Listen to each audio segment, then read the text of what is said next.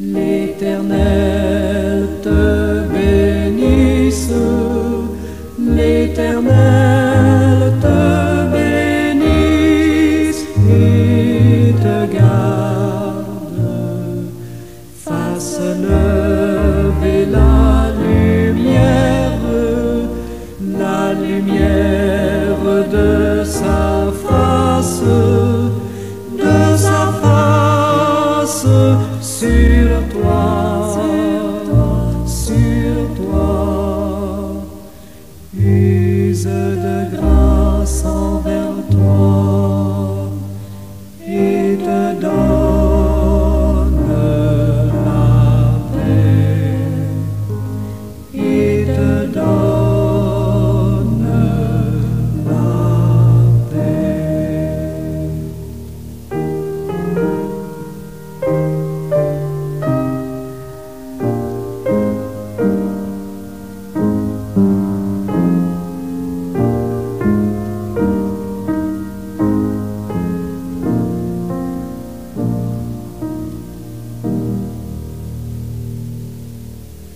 L'Éternel te bénisse, l'Éternel te bénisse et te garde, fasse lever la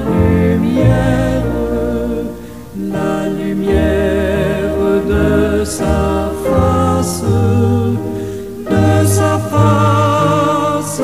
sur toi, use de grâce envers toi et te donne la paix, et te donne la paix.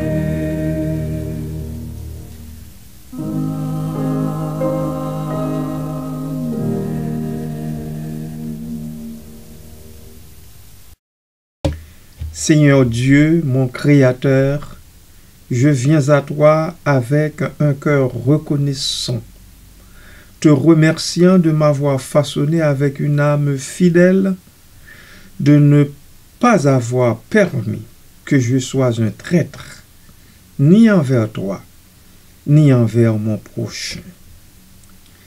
Tu as planté en moi la loyauté, l'honnêteté et l'amour, des trésors précieux que je veux préserver chaque jour.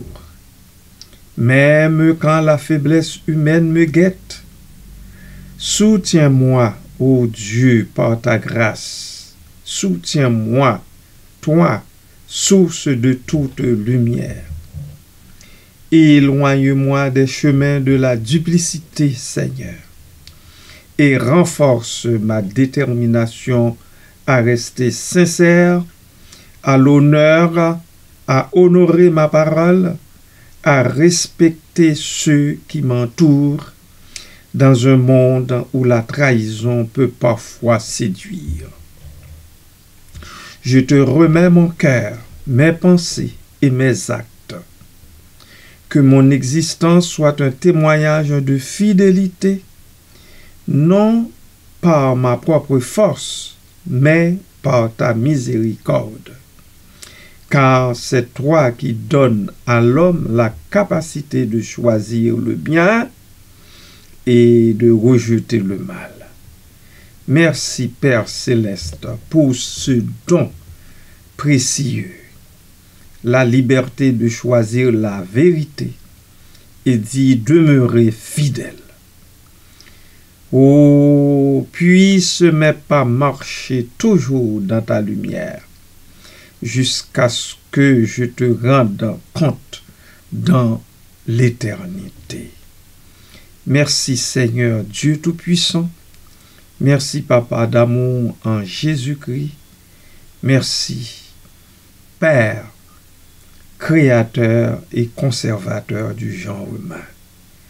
À toi À lui et au Saint-Esprit soit l'honneur et la gloire au siècle des siècles. Amen. Voilà bas, mettre le Seigneur en croix.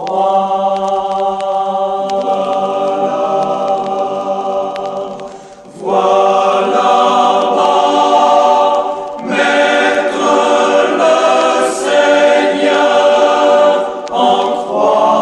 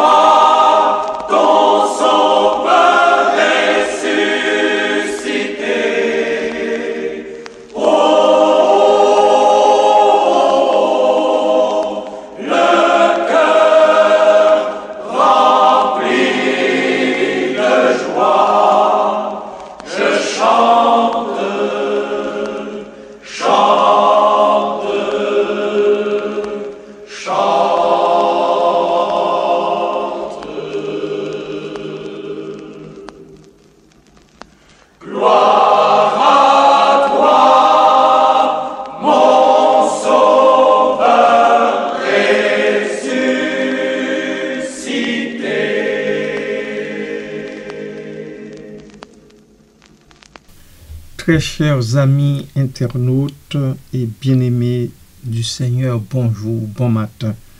Que la grâce de Dieu soit avec vous toutes et tous. Nous sommes parvenus au 12e apôtre, Judas Iscariote. C'est de lui dont je vais vous parler ce matin. Judas Iscariote est l'une des figures les plus controversées parmi les disciples de Jésus. Il est souvent rappelé pour sa trahison. Et curieusement, après Simon-Pierre, il est le disciple le plus cité dans les évangiles. Une caractéristique distinctive dans les listes d'apôtres est que son nom apparaît toujours en dernier. Voilà aussi pourquoi je le considère en dernier. Judas était responsable de la bourse d'argent du groupe. Sorte de trésorier pour notre temps moderne. Et malgré sa proximité avec Jésus, il est décrit dans les évangiles comme quelqu'un qui volait des fonds collectifs. La mort de Judas Iscariote, le disciple qui a trahi Jésus par un baiser, constitue un événement complexe. Il est abordé dans les évangiles et le livre des Actes des Apôtres. Son interprétation varie selon les perspectives théologiques, historiques et symboliques. Je vais en glisser un mot d'une analyse succincte dans les minutes qui suivent. Voilà, clouez le Seigneur au bois. Voilà, clouez le Seigneur au bois. Oh, le cœur saisi d'effroi, je tremble, tremble,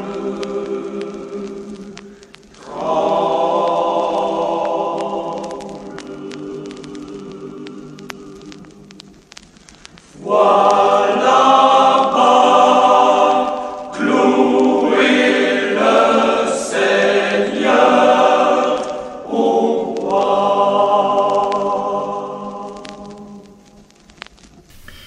Les récits bibliques, deux versions complémentaires ou contradictoires.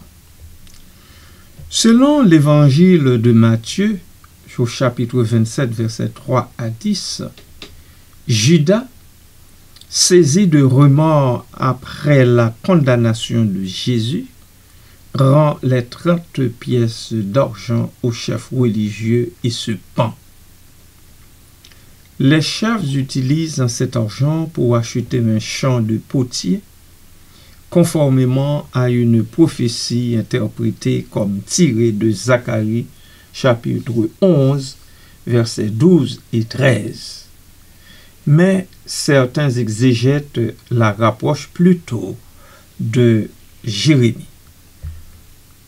Selon Actes des Apôtres, chapitre 1er, versets 18 et 19, Judas achète lui-même le champ avec l'argent de la trahison. Il tombe et se déchire violemment, entraînant sa mort. Ce récit est souvent vu comme une apostasie ou un châtiment divin. En fait, il convient de lire ce texte en Actes chapitre 1er, versets 18 et 19. Parlant de Judas, cet homme, ayant acquis un champ avec le salaire du crime, est tombé, s'est rompu par le milieu du corps, et toutes ses entrailles se sont répandues. Verset 19. La chose a été si connue de tous les habitants de Jérusalem que ce champ a été appelé dans leur langue Hakeldama, c'est-à-dire chant du sang. Ce conflit apparent entre les deux textes, alors les deux récits divergent sur les circonstances de la mort de Judas. Certains théologiens suggèrent que Judas s'est pendu, mais son corps est tombé dans le champ, causant l'éclatement décrit dans le livre des Actes des Apôtres. D'autres voient ces versions comme des traditions distinctes reflétant des préoccupations théologiques différentes. Nous nous arrêtons un instant ici. Voilà de leur lance ils l'ont percé.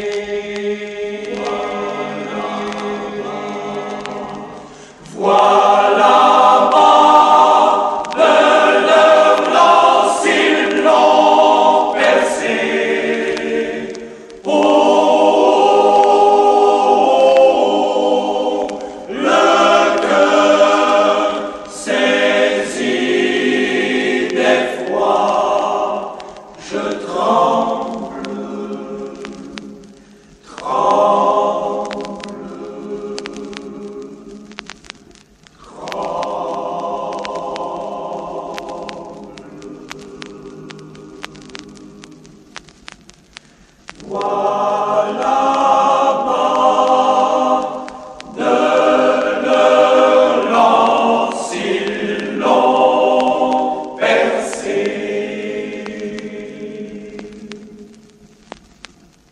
Interprétation théologique.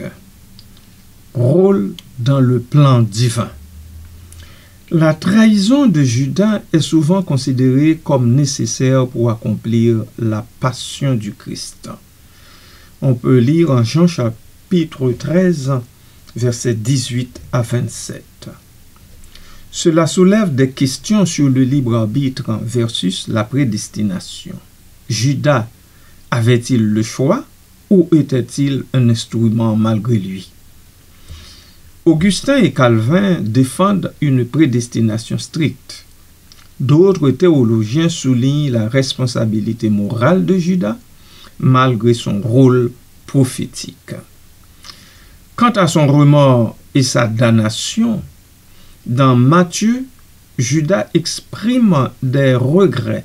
« J'ai péché en livrant un sang innocent », dit-il. Mais il ne cherche pas explicitement le pardon.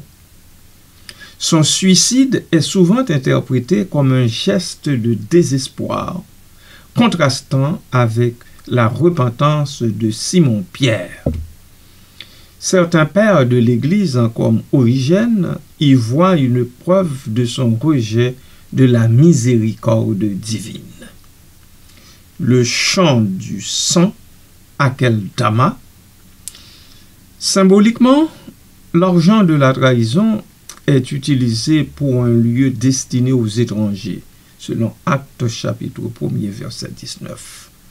Cela anticipe la mission chrétienne universelle. Le chant devient un rappel de la gravité du péché et de la grâce divine. Perspective alternative. Nous avons en circulation l'évangile de Judas, qui est un texte gnostique du IIe siècle. Ce texte non canonique présente Judas comme un collaborateur nécessaire à la libération de l'âme de Jésus. Il n'est pas un traître, mais un disciple élu pour faciliter l'incarnation divine. Cette vision remet en cause la lecture traditionnelle, mais elle est rejetée par les églises orthodoxes. Toute église qui se respecte et qui veut respecter la parole de Dieu n'accepte pas ça.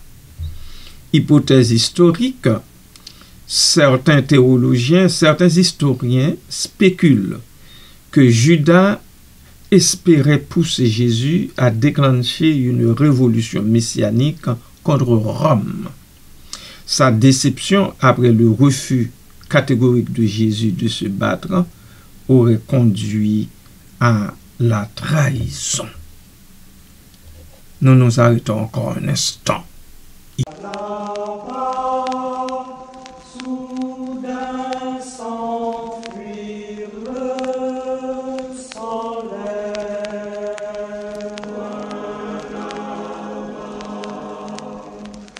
Voilà bas, soudain s'enfuir le soleil.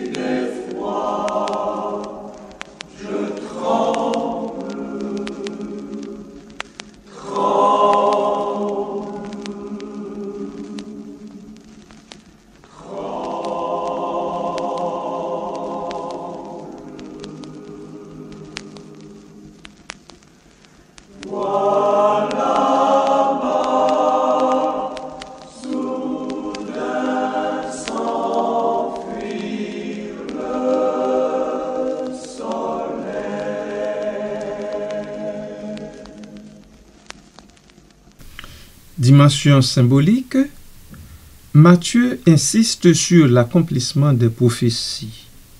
Psaume 41, verset 9, sur la trahison par un ami. Zacharie 11, 12 et 13, sur les 30 pièces d'argent. Cela souligne la cohérence entre l'Ancien Testament et le projet divin. Échec humain et victoire divine.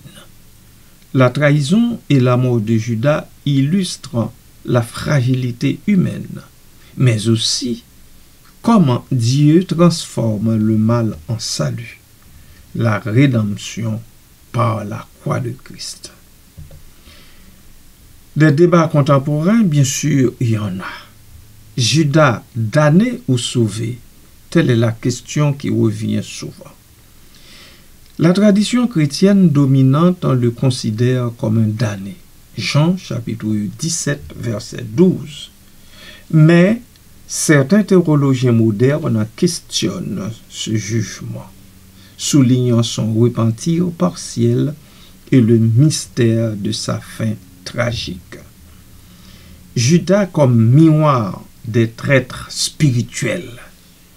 Dans l'art de la littérature, Judas incarne souvent le péché contre l'esprit, refus final de la grâce, ou le danger de l'attachement matériel, l'argent comme symbole du péché. Judas Iscariote, une figure ambiguë au cœur du mystère pascal. Voilà ce qui en reste. La mort de Judas est à la fois un drame humain et un pivot de la foi chrétienne. Elle interroge sur la liberté, la grâce et la manière dont Dieu utilise même le péché pour accomplir son dessein.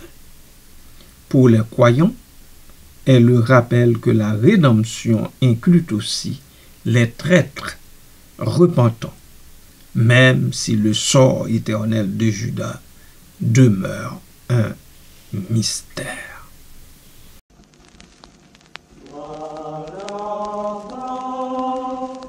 Dans sa tombe, ils l'ont porté.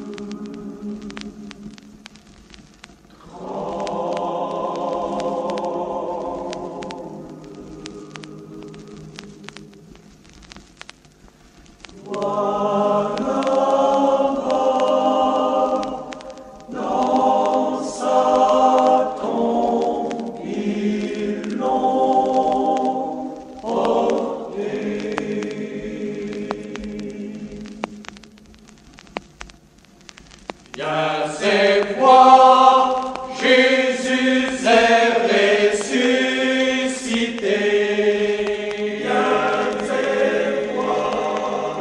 Viens et vois, ton Sauveur ressuscité. Oh, le cœur rempli de joie, je chante, chante, chante.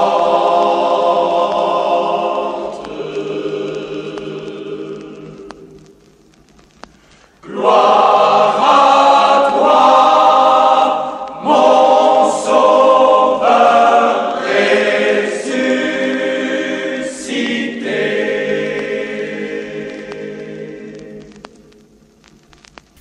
En conclusion de cette série, je vous livre les récits de la vie et de la fin des apôtres. Vous vous demandez peut-être s'il existe encore des apôtres aujourd'hui comme à l'époque biblique. La vérité est que le titre d'apôtre était, à l'origine, associé à ceux qui ont été témoins de la vie de Jésus sur terre. Cependant, il est important de souligner que chaque chrétien, chaque chrétienne est appelé par Jésus à propager l'évangile autour de lui, autour d'elle. Et ceux qui obéissent à ce commandement suivent les traces des apôtres qui ont consacré leur vie pour que beaucoup connaissent le Christ et passent de leurs ténèbres à son admirable lumière. Cela dit, vous et moi des apôtres? Oh non! Mais propagateurs de l'Évangile? Oh oui, c'est ce que nous sommes. Béni soit le nom précieux de Jésus-Christ. Béni soit Dieu, le Père créateur et conservateur du genre humain. Amen. Viens et vois, Maître mon Sauveur en croix. Viens et vois, Maître mon Sauveur en croix. Oh, oh, oh, comprends pourquoi parfois je tremble. Viens et vois, Maître mon Sauveur en croix. Ces bourreaux vont le clouer sur le bois. Viens et vois, ces bourreaux vont le clouer sur le bois.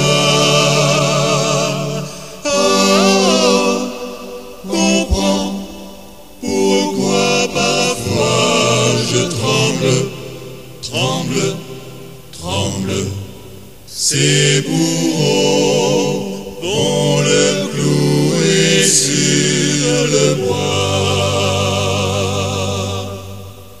Viens et vois, de leurs lances ils l'ont percé. Viens et vois, de leurs lances ils l'ont percé. Comprends pourquoi parfois je tremble. Viens et vois, de leurs lances ils l'ont percé. Viens et vois, oh le soleil s'est voilé. Viens et vois, oh le soleil s'est voilé. Oh, oh, oh,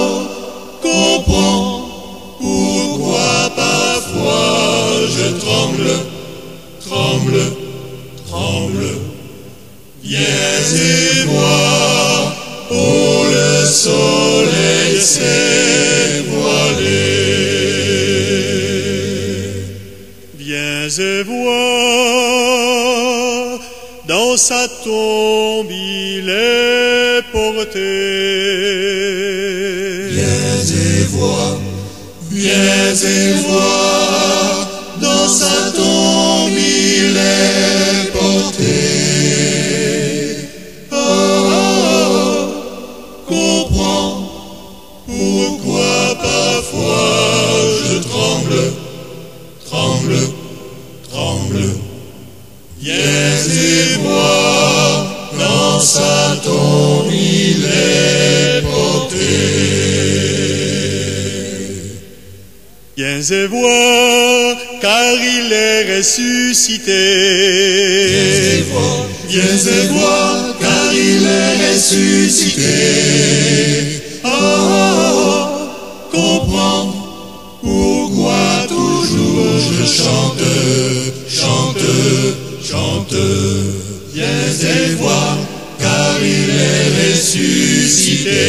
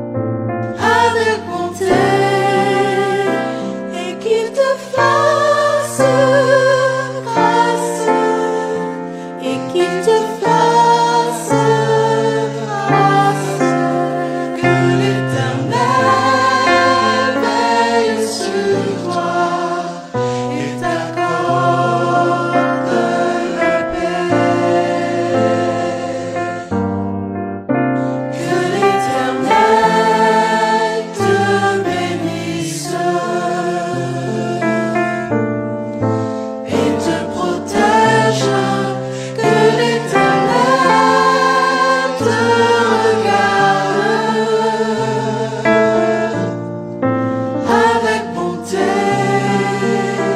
et qu'il te fasse